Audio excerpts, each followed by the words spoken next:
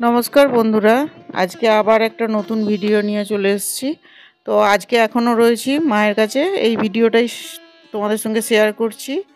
আর দেখো, মেয়েরা যতদিনই শ্বশুরবাড়িতে থাকুক, যতদিনই তাদের বিয়ে হয়ে যাক, তবুও সব আবদার তাদের এসে মায়ের কাছে। তো এরকমই আজকে আমি একটা আবদার করেছি। আর কি আবদার করেছি সেটা জানতে হলে পুরো ভিডিওটা দেখতে হবে। তো পুরো ভিডিওটা দেখার অনুরোধ রইল।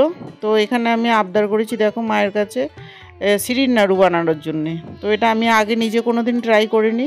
তো মাকে বলেছি, মা করেছে আগে, কিন্তু এখন আর অনেক দিন করেনি। তো সঙ্গে সঙ্গে মা লেগে পড়েছে, যেহেতু মেয়ে বলেছে।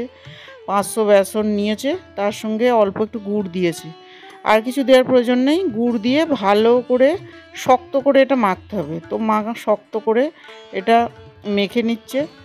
দেখো, মা রান্না বান্না ফেলে দিয়ে, যেহেতু মেয়ে বলেছে, সঙ্গে সঙ্গেই শুরু করে দিয়েছে করার জন্য। এই হচ্ছে মা। তো দেখো, তেল দিয়ে দিয়েছে, মা মাখা হয়ে গেছে মায়ের ওটা। এইবার তেল দিয়ে দিচ্ছে, তেল গরম হয়ে গেলে, আর এইবার তেলটা গরম হয়ে গেছে, দেখো তেলটা কতটা ফেনা উঠছে, গরম হচ্ছে আস্তে আস্তে। আর মা এই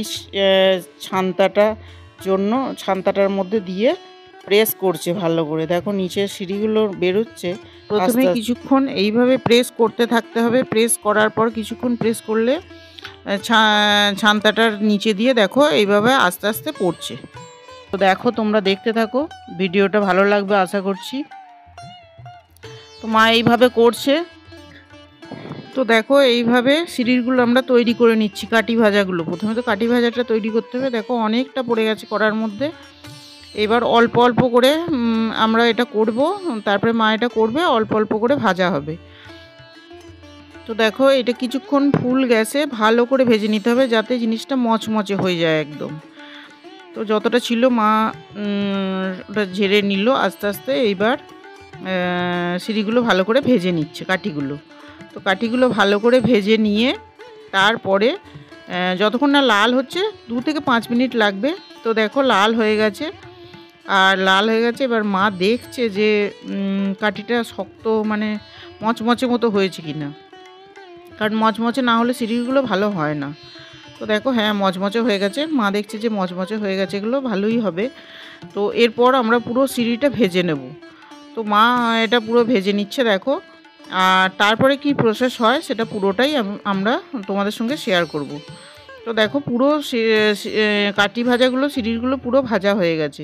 আর এই ব্যাচটা ভাজা হলেই আমার পুরো ভাজা হয়ে যাবে।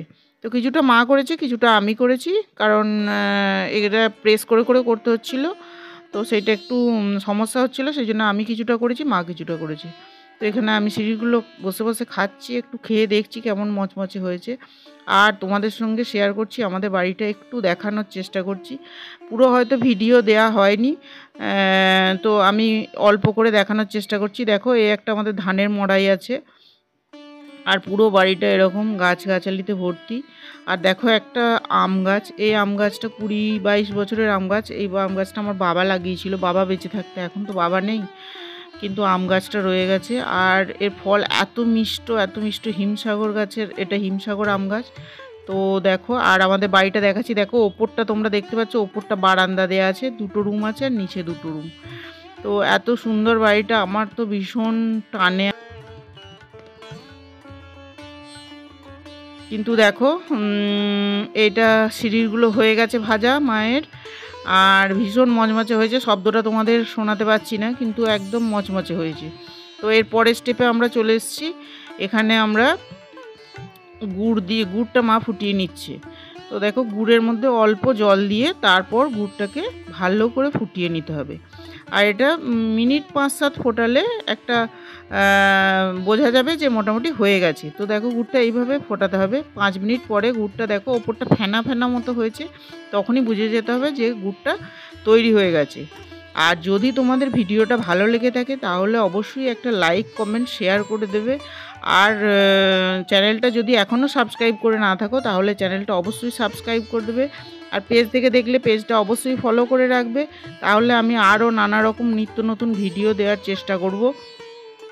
আর যারা এখনও আমার ভিডিও চ্যানেলটা সাবস্ক্রাইব করোনি তাদের কাছে অনুরোধ রইল চ্যানেলটা সাবস্ক্রাইব করে দেওয়ার জন্য। তো দেখো এখানে সিঁড়িগুলো দিয়ে দিয়েছে, কাটি ভাজাগুলো দিয়ে মা কিছুটা নাড়াচাড়া করছে। আর কে কোথা থেকে আমার ভিডিওটা দেখছো অবশ্যই কমেন্ট বক্সে লিখে জানিও, তাহলে আমি অবশ্যই তাদেরকে ধন্যবাদ জানাতে পারবো। আর দেখো এটা খুব গরম গরম তৈরি করতে হয় নাড়ুগুলো, একদম ঠান্ডা হয়ে গেলেই কিন্তু ঝুরঝুরে হয়ে যাবে। তা হাতে ভীষণ লাগছে আমার মায়ের যদিও হাতে গরম নেওয়া অভ্যাস আছে, আমার তো এতটা নেই। তো মা এগুলো আগে তৈরি করেছে, আমি ফার্স্ট টাইম যেহেতু মায়ের কাছে আবদার করেছি, তো সেই জন্য মা শুরু করেছে করতে। আগে করতো, এখন আর তো আমরা কেউ থাকি না, সেই জন্য মা একা থাকে বলে মা আর অতটা করে না। তো চলো তোমাদের ভিডিওটা কেমন লাগলো অবশ্যই জানিও।